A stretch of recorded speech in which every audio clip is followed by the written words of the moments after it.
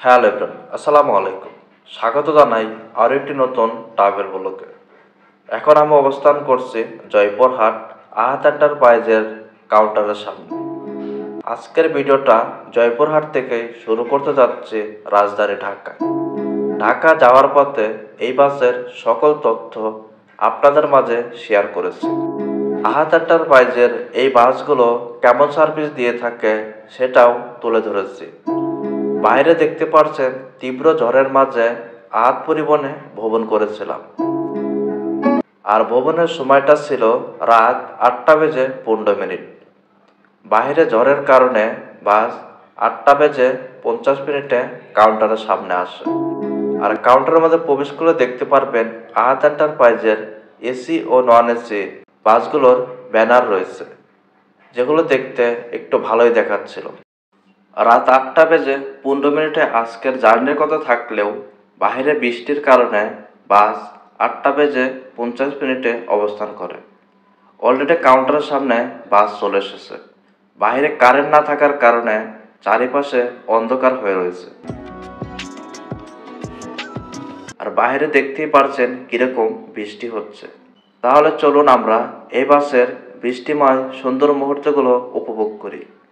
এরই পাশাপাশি আরও তথ্য তুলে ধরেছি এই ভিডিওতে।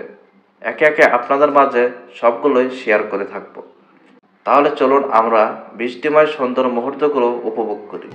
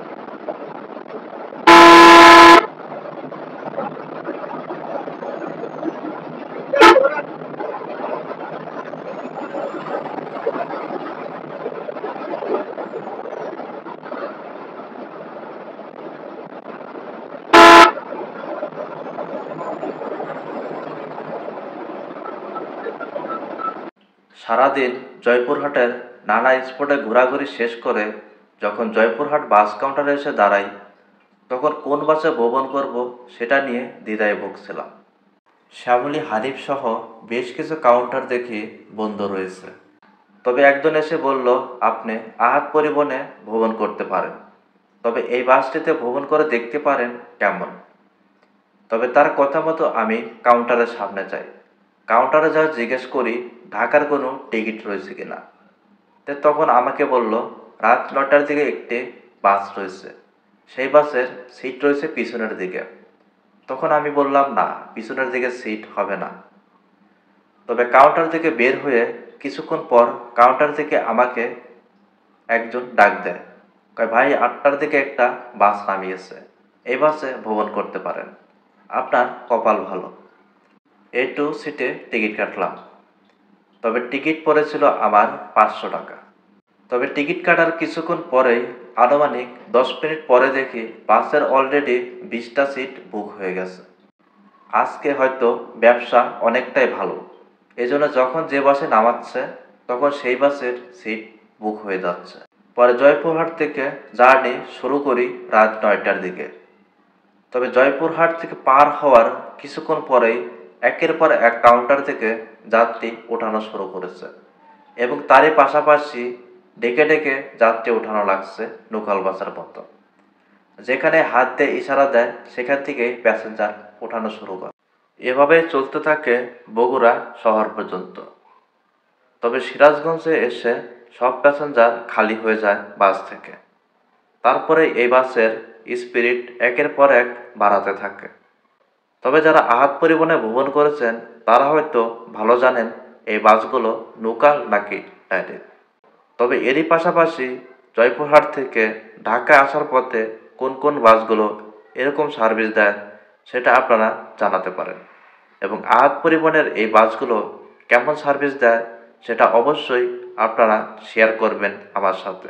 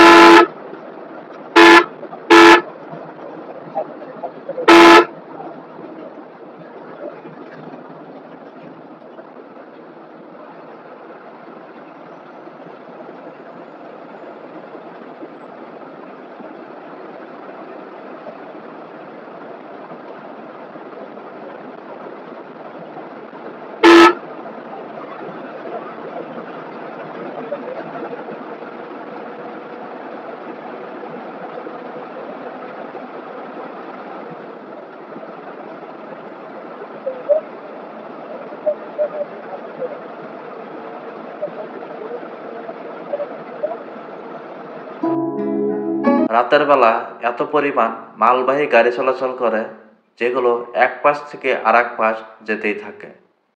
এগুলো দেখবেন বেপরোয়া গতিতে গাড়ি চালিয়ে থাকে। একবার রাস্তার এই পাশে যাচ্ছে, একবার ও পাশে যাচ্ছে।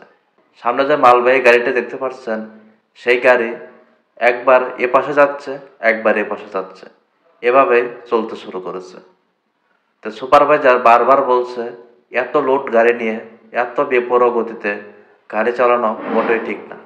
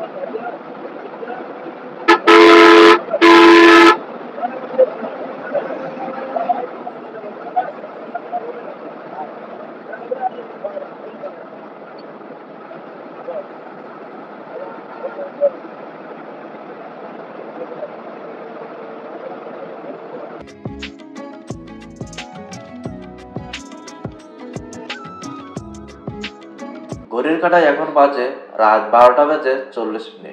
আর আমরা এখন অবস্থান করছি পেন্টাগন হোটেল অ্যান্ড রিসোর্টে। এখানে আমাদের যাত্রীবিরতি করা হয় 30 মিনিট। তবে যাত্রীবিরতি শেষ করে যখন গাড়ির কাছে আসি তখন তীব্র বৃষ্টির দেখা পাই।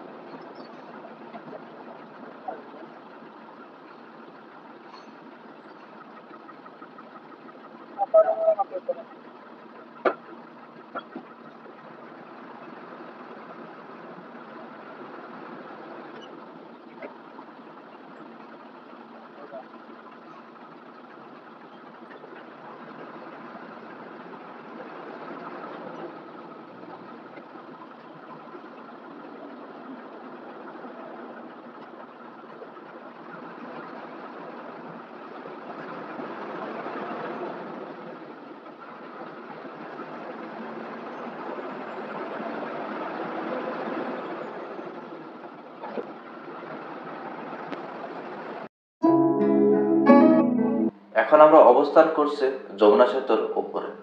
তবে যমুনা সেতুর একটা বিশেষত্ব হচ্ছে রাতের বেলায় যখন ভ্রমণ করবেন তখন দেখতে পারবেন সেতুর উপর দিয়ে সারি সারি রাইডগুলো চলে রয়েছে। যখন সেতুর উপর দিয়ে বাসগুলো ছুটে চলে তখন কিন্তু অসাধারণ লাগে। তবে সেতুর উপর দিয়ে রাতে চলার দৃশ্যগুলো আমার কাছে একটু বেশিই ভালো লাগে।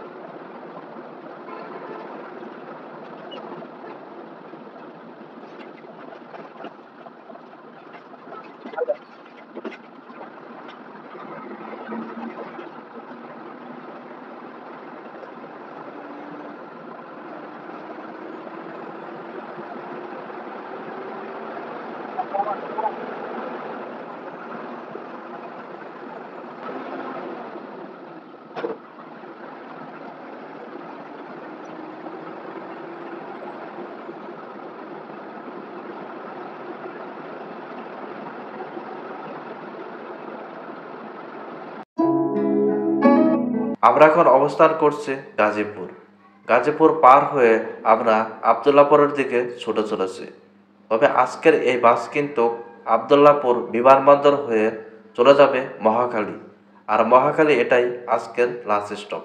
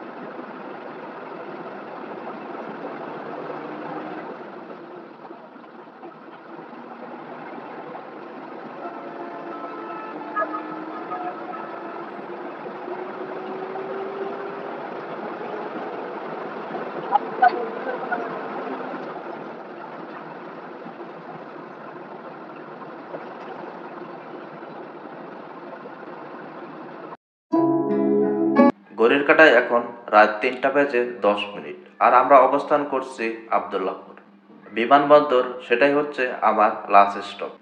তবে আজকের ভিডিওটি আপনাদের কাছে কেমন লেগেছে সেটা অবশ্যই কমেন্টস করে জানাতে পারেন। এখনও যারা চ্যানেলটি সাবস্ক্রাইব করেন নাই তারা অবশ্যই চ্যানেলটি সাবস্ক্রাইব করে দিবেন। আর দেখা হচ্ছে পরবর্তী কোনো এক নতুন ভিডিওতে। ততক্ষণ ভালো থাকবেন। আল্লাহ হাফেজ।